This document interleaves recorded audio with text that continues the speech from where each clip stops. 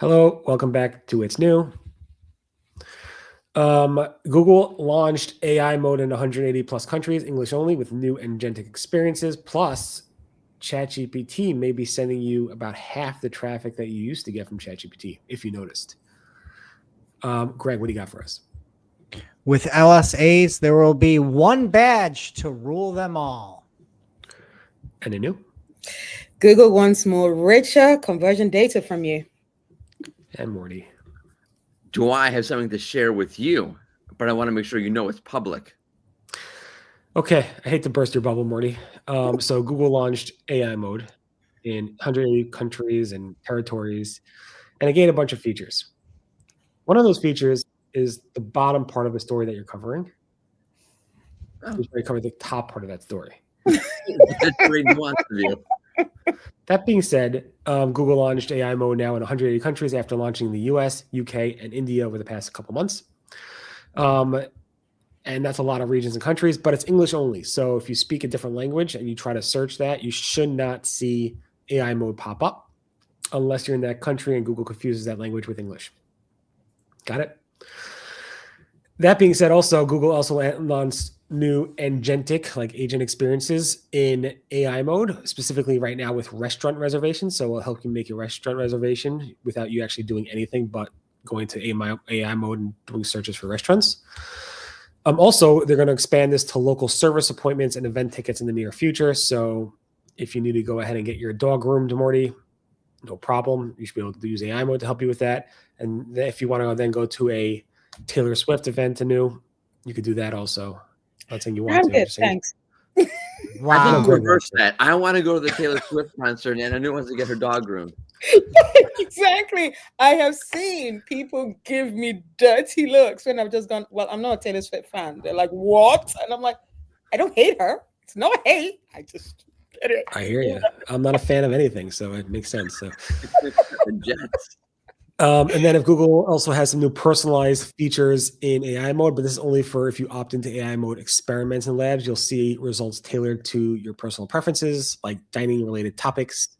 If you like Taylor Swift, new restaurants, cafes, and other things around your unique taste, Google said. And then, as Morty alluded to, is that new share public link for AI mode is a feature they launched. I put it part of the other story because when I wrote the other story, minutes before Google announced afterwards this whole AI mode release. And then part of that story in AI mode was this shareable link that makes it very clear that if you share that link, it's going to be public and anybody could go ahead and index it and show those public links of your chat experiences with your most, secretive love of Taylor Swift to everybody in the world. So be careful with that public link, and it's available over there as well.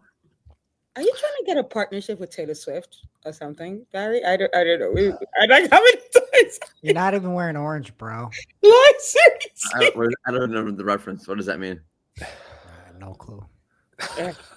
That was First of all, Taylor Swift be lucky if she gets with us. So anyway, so that's the AI mode stuff, and yay for AI mode. One person's like, okay, Google, great. Google killed publishers in 180 plus new countries now. Yay. And there's no way to track it. Of course, Search Console is not going to show it to you. They'll just lump it together with web search and you'll be out of luck if you want to see that. But if you are tracking AI search in whatever methods, you may have noticed that with ChatGPT from OpenAI, it may be sending you 52% less referral traffic than you were getting prior to July 21st, 2025. A new report from Profound says that traffic decreased from ChatGPT to publishers, to websites, by 52% since July 21st. And it was going up significantly before that. Why did that tool yesterday not show that? ChatGPT versus Google. Yeah. It's interesting. That's true. Yes. And he posted it and a bunch of people are like in the comments, like, I looked at my traffic and from a lot of my customers and they're getting more traffic than ever from ChatGPT. Obviously it's a small percent. Like one person's like, all right, so if Glenn Gabe wrote that 1% of your traffic is AI search. All right. So instead of getting that one visit per week, you're getting that half visit per week instead from AI search and ChatGPT. Obviously it's not important, but if like Google drop your Google traffic dropped 52% across all publishers, that would be a huge deal. I don't know if this report is accurate. They're basically saying that Google is showing more Reddit, Wikipedia. ChatGPT is showing more Reddit, Wikipedia, and other sites instead of showing like smaller publishers. Although again, I'm not sure if this is so true. So definitely take a look at your analytics to see if that one visit dropped to half a visit this week or not, because it's going to be really make or break you guys. This is what I love about all these like studies about this stuff. We're talking about like, have we lost the one visitor from ChatGPT or not? And no one's talking about like, what sentiment does the ChatGPT show your brand? Like, what light does the ChatGPT show your brand in? Which I think is way more important. No, but you can't quantify that, so let's not talk about that.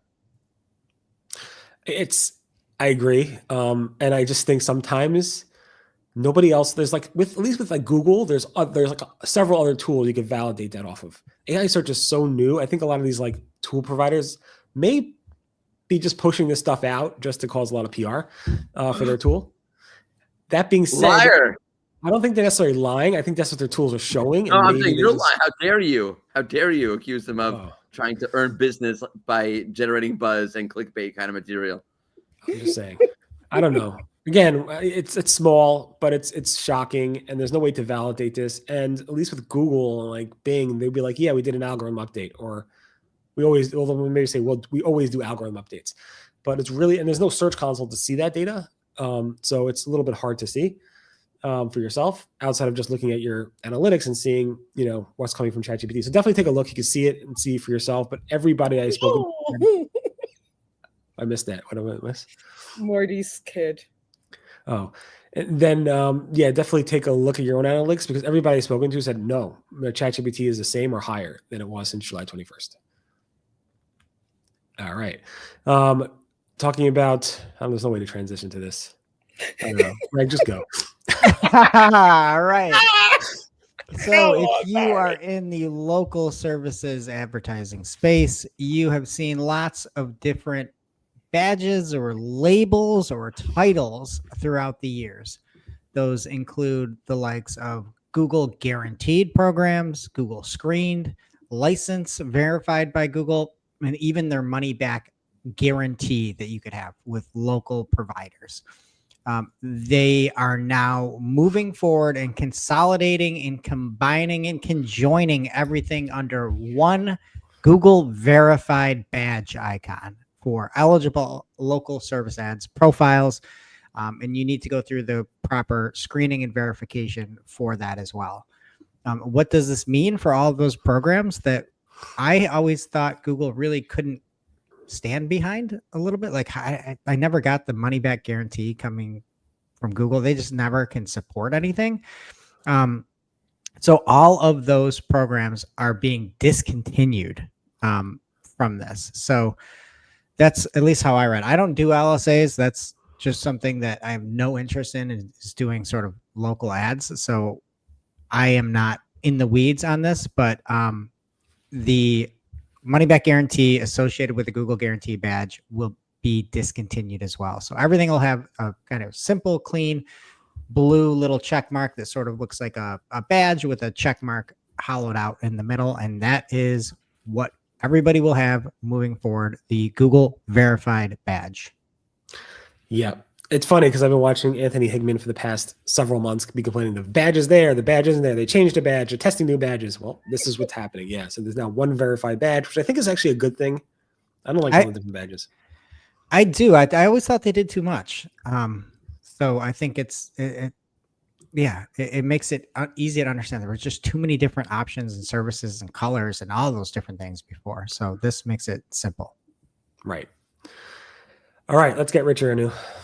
Yes, let's. So this is an area for Google that I feel is quite new. I think a lot of the updates are like, yeah, this is how you can spend more, this way can take more of your money. But Google are trying to give us advice on how to maximize the performance of your Google Ads conversion data. So yeah, that's what you need to get the algorithms to do a better job and the bid strategies to do a better job. They need to have as many conversions as possible going through it. So yeah, Google says that you can upgrade, that will help with durability and better modeling.